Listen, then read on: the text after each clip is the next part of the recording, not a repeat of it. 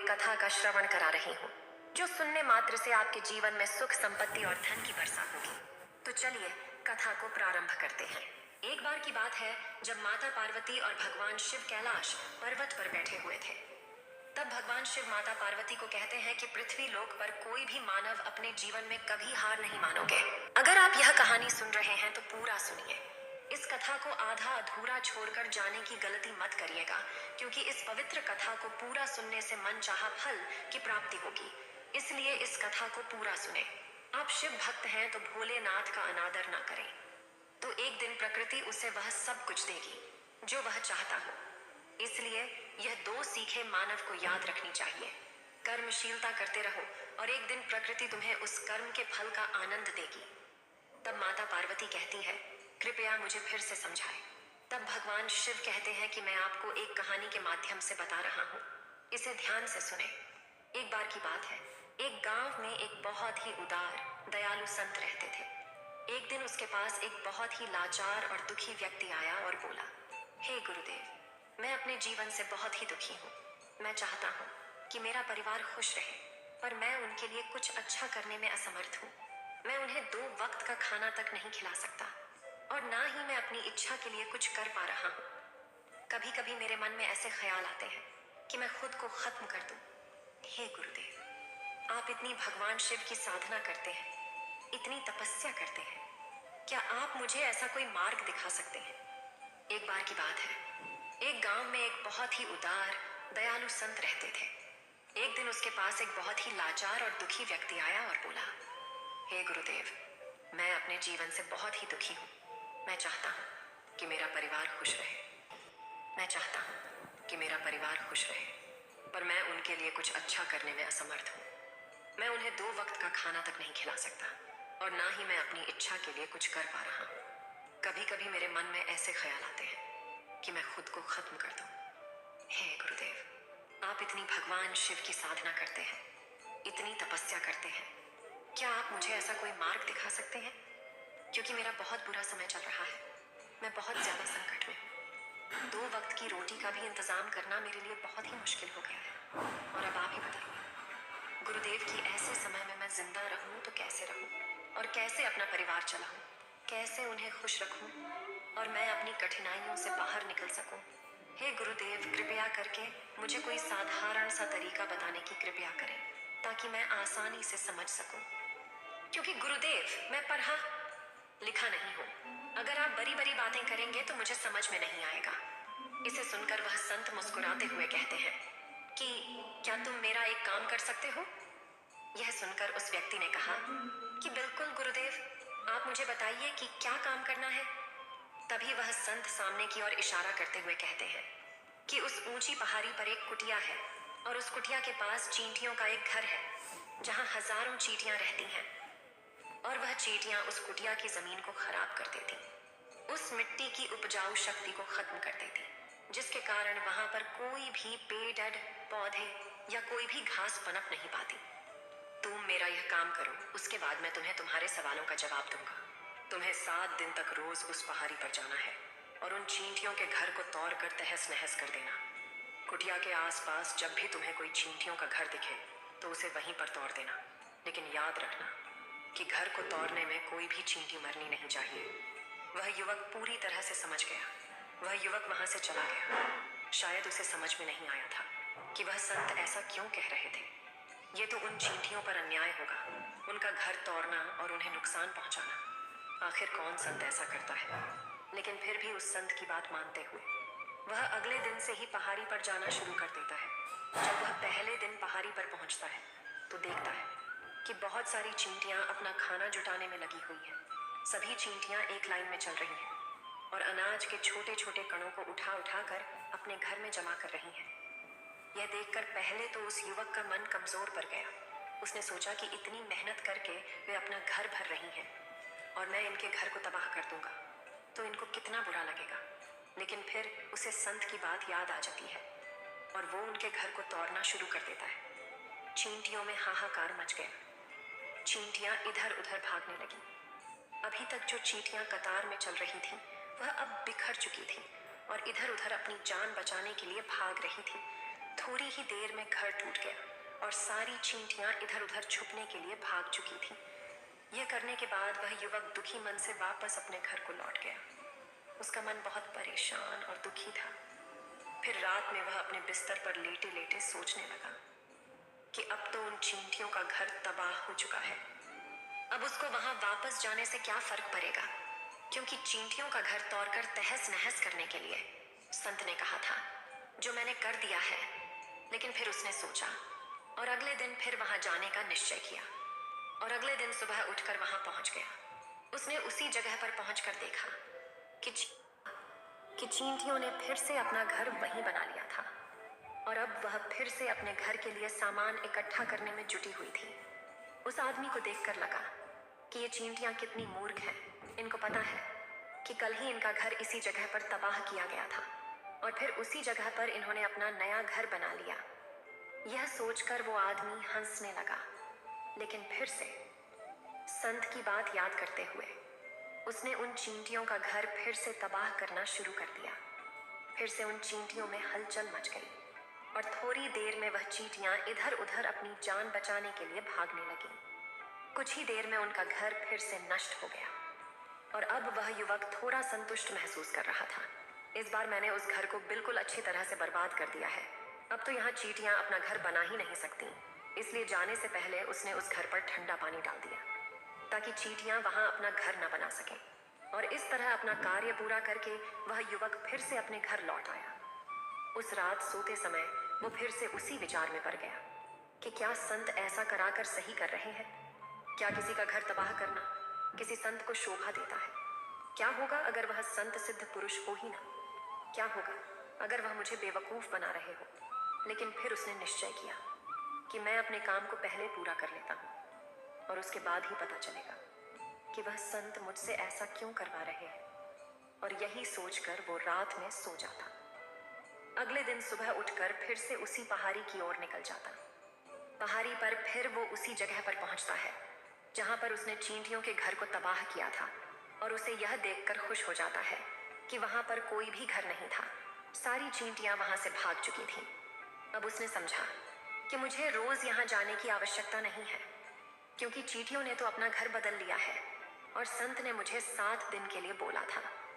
लेकिन आज तो तीसरा ही दिन।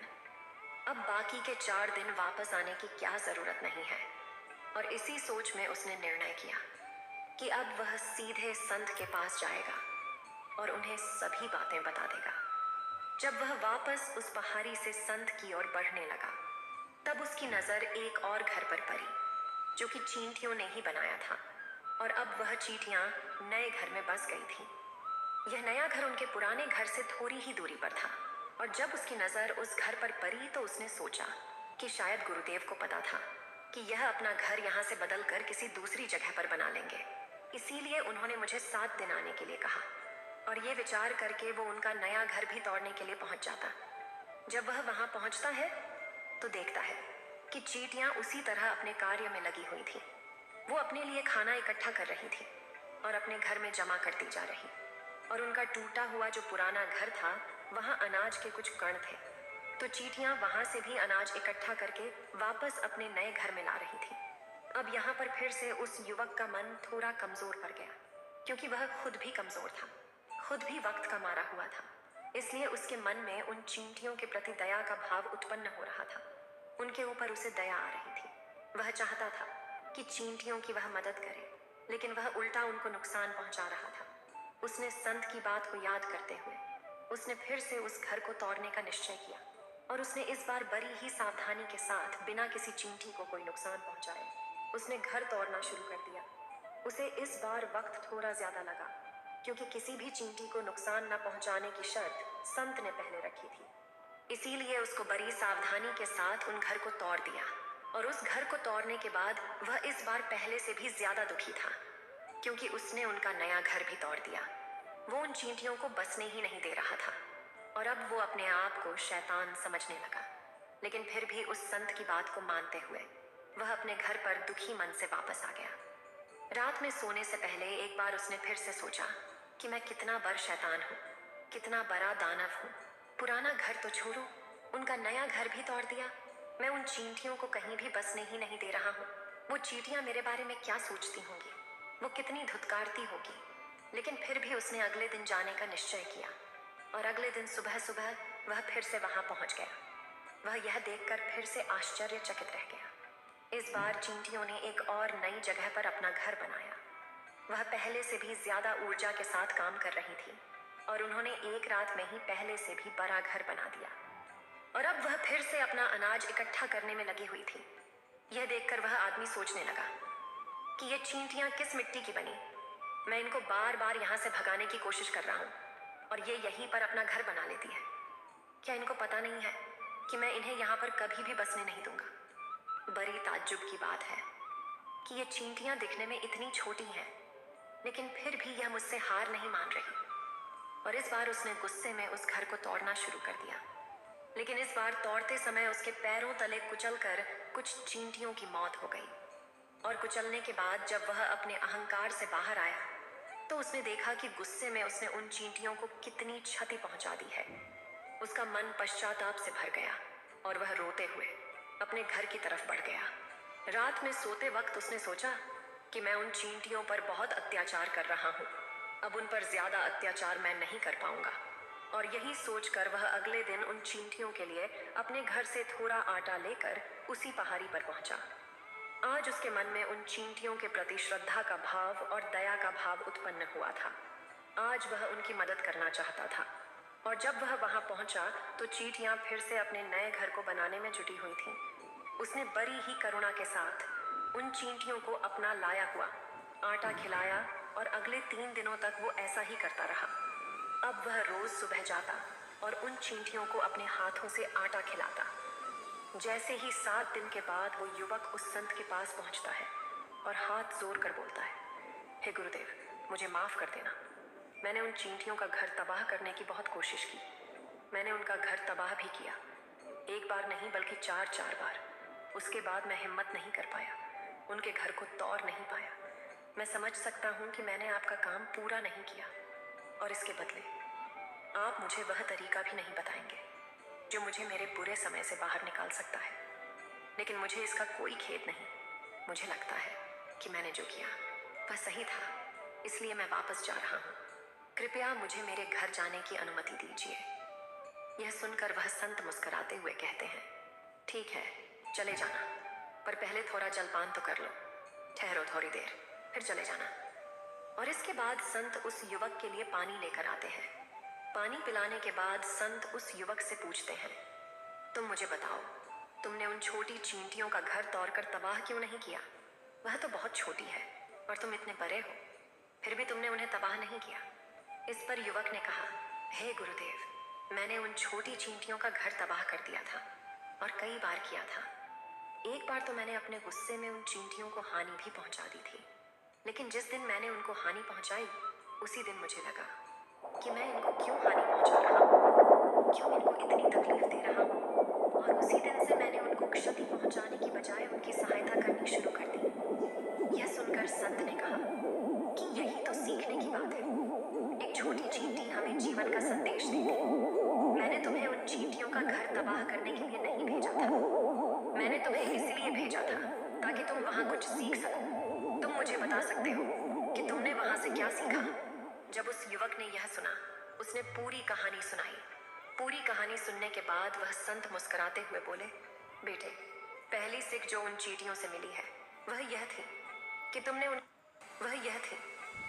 उनके घर को कितनी बार तोड़ने का प्रयास किया, कितनी बार कोशिश की, फिर भी उनका घर तबाह हो जाए, पर उन्होंने हर बार अपना नया घर बना लिया। उन्होंने कभी भी हार नहीं मानी।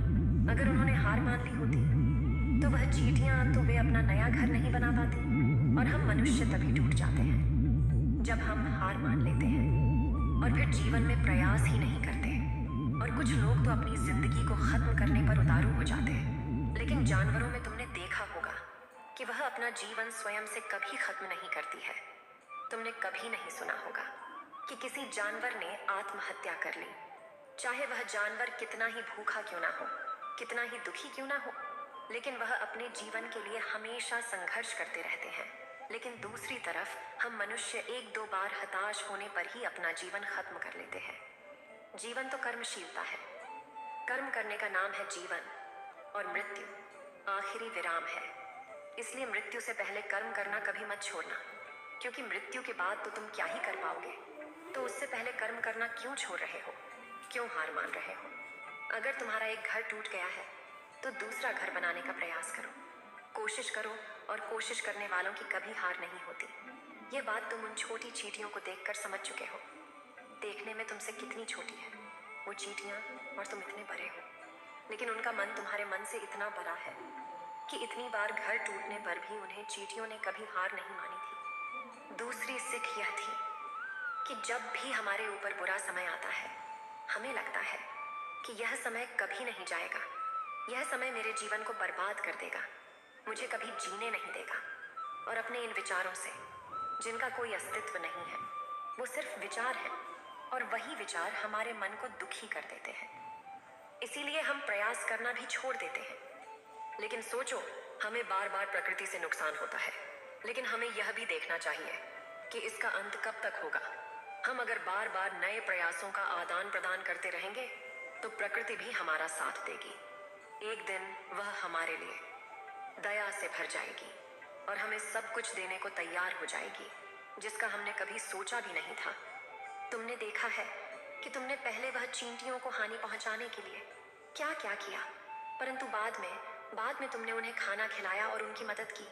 क्या यह इसलिए हुआ क्योंकि तुमने देखा कि वे कभी हार नहीं मानती थीं?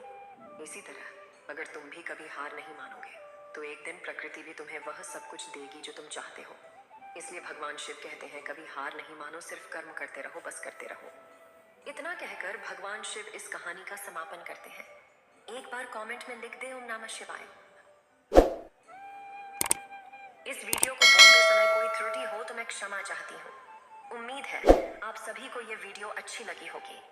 अगर आप शिव के सच्चे भक्त हैं तो चैनल को सब्सक्राइब और वीडियो को लाइक करके कमेंट में हर हर महादेव लिख दीजिए।